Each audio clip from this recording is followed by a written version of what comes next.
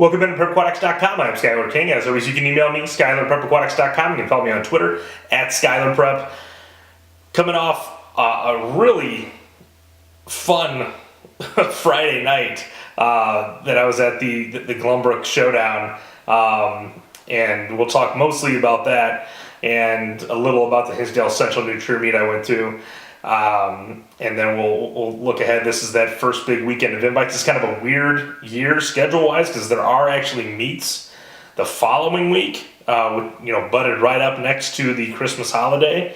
So that's kind of a unique aspect to this season. Usually this weekend is kind of the last bit of meets for about a 2-week stretch until we come back for those meets right as we get back from Christmas break, the beginning of first Saturday of January. So Friday night was just a whipping by Glenbrook South against Glenbrook North. Based on what I saw them do against LT, I thought Glenbrook North could potentially come out and win at least half the events. And even though I expected Glenbrook South to have the depth, that it might be kind of a close meet. Glenbrook South came out right away, sort of split up their medleys, 1-3's the medley. Their transfer from Grayslake, Sammy Usali, in the 200 free, negative splits a 143, 52, 51, which was, I saw it and went, that's going to be the most impressive swim of the meet. Then the IM shows up and we have a showdown between Purdy and Ida, where Purdy pops a 26 at the end to run Ida down as they both go 153 in the IM. And it just seemed kind of one performance after another, mostly from Glenbrook South, with some Purdy mixed in. He went 51 in the back again after we saw him do the same thing against Lyons Township. The most mind-blowing thing about Purdy is how did he not swim the IM or the backstroke at the state meet last year? That's really incredible to me. And now he's going 153 and 51 in December. And so I mean, what a move that kid's made, and really really turned out to look like an asset to Iowa's recruiting class, which we'll talk a little bit about that at the tail end of the show as well. Glenbrook South, this is why you go to these meets as in the beginning of the season especially, because you need to see these guys in person, and they just kept coming at you in waves. Quentin Lawford 52-2 in the fly. He was a 50-point freshman last year at sectionals. He's a top 6 contender, and they really showed that they have all the events covered. Elliot Chen was really impressive. 47-6 in the 100. He anchored their medley that won in 21-3, I believe it was. And the biggest question for them coming in was sprint freestyle, and they answered a lot of those questions, and look like not just a trophy contender but a state title contender in this meet, and especially with the news that the guys that swim for the Wolfpack swim club aren't coming out for high school. So no Zabados for Whitney Young, no Nolan for St. Ignatius, no Tadzio Kirka for St. Ignatius. That just makes it an even easier score in these events. And when things are a really easy score, it gives teams like Glenbrook South that have a bunch of guys that are all going to kind of be around scoring time, just that little extra boost. That kind of stuff makes you go from a 14th to an 11th, and then once you're 11th, you can move all the way up to 7th. And obviously, a guy like Zabados and a guy like Nolan, those are top 6 potential spots that are opening up with those guys not swimming. So, another thing that Glenbrook South can take advantage of. Musali 446 totally dominated the 500. That was definitely an event where Glenbrook South didn't have somebody that you thought was a slam bang surefire scorer, and now it looks like they do with Musali. He did that against nobody, really. The 200 relay was a good race. They both went 28s. Again, that was by far the least impressive relay for Glenbrook South. It'll be interesting to see how they play that. Elliot Chen was not on that, and he was their fastest, obviously, guy on the medley. I believe they had a 22.7 leadoff.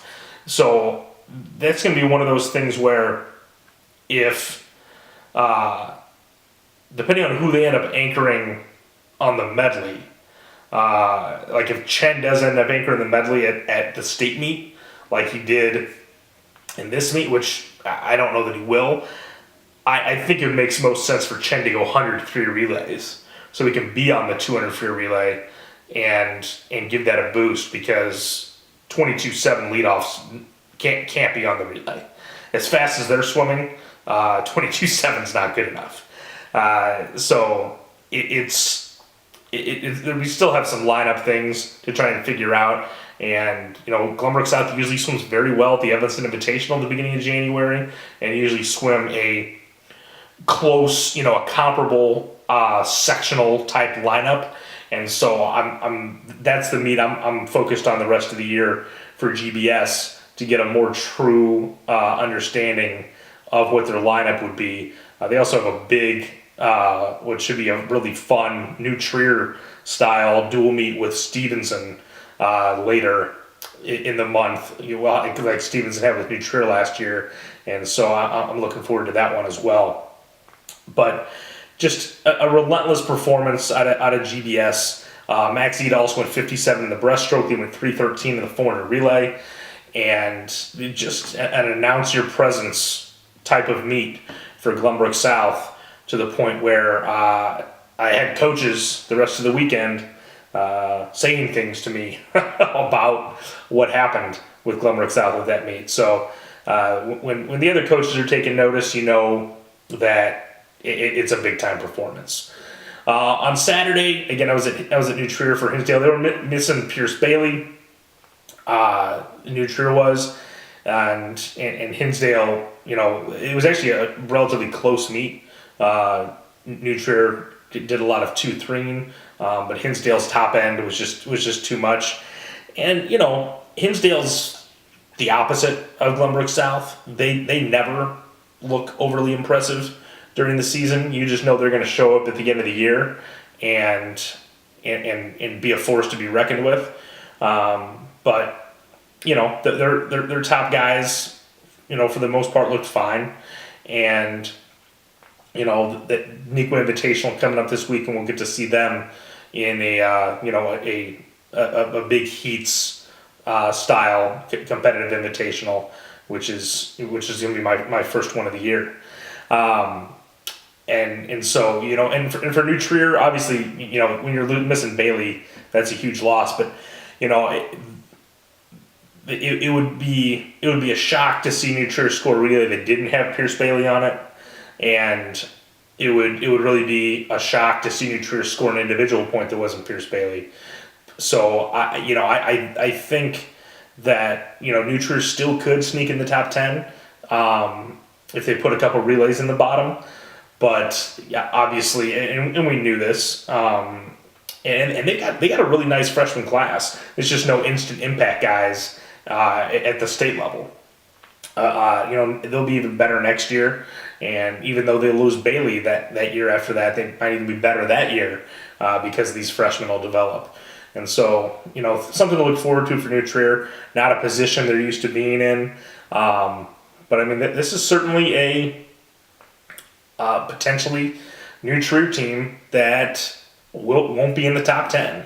and I haven't looked that one up yet to see when the last time that happened. It might have been sometime in the early '90s, and so it just shows you the great consistency that New Trier has put together, going back to the beginning of Mark Onstadt's coaching reign there, into what Runkle's been able to do in his short couple of years, including the state title last year. So again, Nikwa Invitational this Saturday is the big meet on the weekend. And, obviously I haven't really seen any of these Naperville schools. Usually I've seen Naperville Central by now in the Hinsdale duel, and I was working that Saturday. So Waubonsie Valley, first-year coach with Chris Hagenbaumer, we talked about how they won that tri-meet with St. Charles East and Hinsdale. You're going to get both St. Charles's here, the Valley schools, Hinsdale. It should be a really fun meet. Speaking of St. Charles North, they're my preseason favorite, and for those of you that don't follow the club circuit at all, I follow it to the extent that I like seeing what the high school kids do. Will Meyer threw the gauntlet down over the weekend at Texas at Junior Nationals, 52 in the breaststroke, 47 in the fly, 20.1 in the 50, 44 in the 100. Again, he's not going to go after Stensby, but the fly was always a viable option. I don't think that he should go the fly because he has a teammate that was 49 last year. You wouldn't want to go the fly and accidentally catch a seventh with Nate Baxter, and there really isn't anybody in the IM for them that's a surefire top 6 contender. But a big meet for him coming off. I mean, he was so good as a freshman. He hadn't really improved in a big way over the last couple of years, and that was it. Will he be as fast at state? I doubt it, but it does show you, one, nobody's touching him if there was any doubt. Two, that the state record's in serious jeopardy. Obviously, there's not going to be, he got beat at Junior Nationals going 52. Nobody's going to beat him at the Illinois State meet. But the question really comes down to, is there anyone that, can he go out and break the state record on his own?